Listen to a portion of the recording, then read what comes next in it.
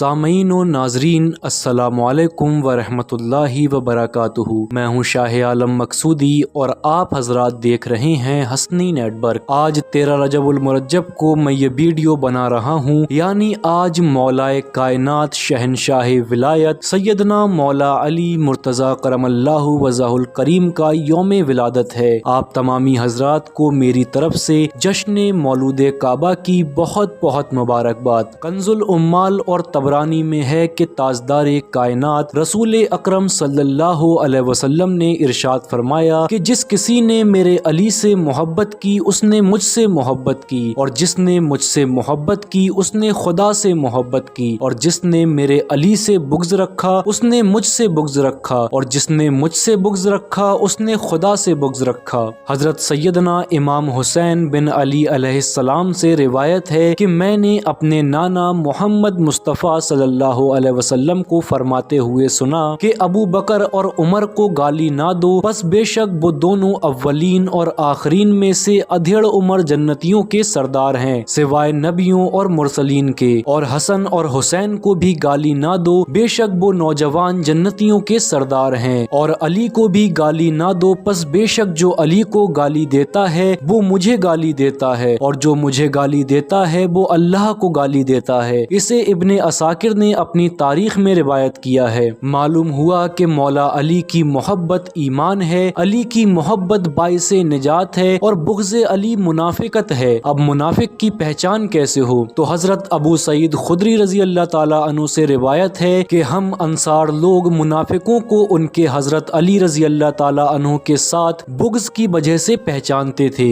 حضرت ابو سعید خدری رضی اللہ تعالیٰ عنہ کے اس قول سے معلوم ہوا کہ منافق اور مومن میں اگر پہچان کرنی ہو، منافق اور مومن میں اگر پہچان کرنی ہو تو لگاؤ مل کے سب نعرہ علی مولا علی مولا، یعنی کہ اگر آپ کو منافق کی پہچان کرنا ہے تو حضرت علی رضی اللہ تعالیٰ عنہ کا ذکر شروع کر دو۔ جس کا چہرہ بگڑ جائے سمجھ جاؤ کہ وہ منافق ہے، اور جس کے چہرے پر خوشی آ جائے، جو خوشی سے جھوم اٹھے، سمجھ جاؤ کہ وہ مومن ہے۔ حضرت ام سلمہ رضی اللہ تعالیٰ عنہ فرماتی ہیں کہ نبی اکرم صلی اللہ علیہ وسلم فرمایا کرتے تھے کہ کوئی منافق حضرت علی سے محبت نہیں کر سکتا اور کوئی مومن اس سے بغض نہیں رکھ سکتا۔ معلوم ہوا کہ سیدنا علی المرتضی کی محبت ایمان کی علامت ہے اور بغض علی نفاق کی علامت ہے۔ بغض علی اور ایمان ایک دل میں جمع نہیں ہو سکتے، بس جس کے دل میں مولا علی علیہ السلام کی محبت ہے وہ مومن ہے، اور جس کے دل میں بغض علی ہے وہ منافق اور جہنم کا ایندھن ہے۔ اس لیے ایک مسلمان کے ایمان کا تقاضا یہ ہے کہ وہ راہ ایمان یعنی محبت علی کی راہ کو چنے، دل میں بغض علی بھر کر منافقت کی راہ کو نہ چنے، کیونکہ بغض علی نہ صرف آخرت برباد کرتا ہے بلکہ دنیا کو بھی برباد کر دیتا ہے اور دشمنان علی کے چہرے بگاڑ دیتا ہے۔